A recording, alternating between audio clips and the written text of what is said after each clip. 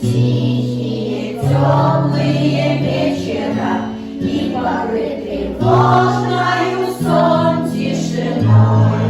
У вчерашних мальчиков гимнастерки новые и письмо от мамы с собой.